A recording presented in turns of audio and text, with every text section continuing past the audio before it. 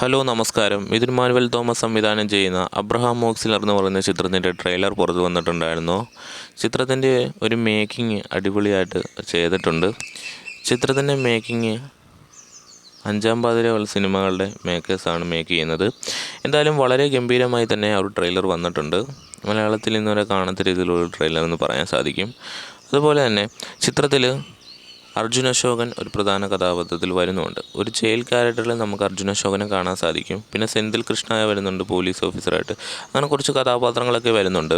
ചിത്രത്തിലൊരു അന്വേഷണമാണ് പ്രധാനമായും പറയുന്നതെന്നാണ് തോന്നുന്നത്. ചിത്രത്തിൽ ഒരു അന്വേഷിക്കുന്ന കഥയാണ് ഇതിനകത്ത് ജയറാമേട്ടൻ പറയുന്നത്. അനൂപ് മേനോനും പ്രധാന കഥാപാത്രങ്ങളിൽ ചിത്രത്തിൽ വരുന്നുണ്ട്. ഇതൊരു ത്രില്ലർ മിസ്റ്ററി ചിത്രമായിട്ടാണ് പുറത്തിറങ്ങുന്നത്. പ്രേക്ഷകർ ഇതുവരെ കാണാത്തതെന്നും ചിത്രത്തിൽ പറയുന്നത് വെറൈറ്റി രീതിയിലുള്ള ഒരു ത്രില്ലർ മിസ്റ്ററി പറയുകയാണ് അബ്രഹാം മോക്സിലർ എന്ന് പറയുന്ന ചിത്രം. ചിത്രത്തിലൊരു ക്യാമിയോ റോൾ ഉണ്ടാകുമെന്ന് സംവിധായകൻ പറഞ്ഞിട്ടുണ്ടായിരുന്നു. അതിൻ്റെ അടിസ്ഥാനത്തിലാണ് നമ്മൾ സംസാരിക്കുന്നത്. ചിത്രത്തിലൊരു ക്യാമിയോ റോളിംഗ് ഉണ്ട്. കാരണം ഈ ചിത്രത്തിൻ്റെ ട്രെയിലറിൻ്റെ അവസാന ഘട്ടത്തിൽ മമ്മൂക്കയുടെ സൗണ്ട് വളരെ വ്യക്തമായി തന്നെ അതിലൊരു ഡയലോഗ് കേൾക്കാനായിട്ട് സാധിക്കുന്നുണ്ട്.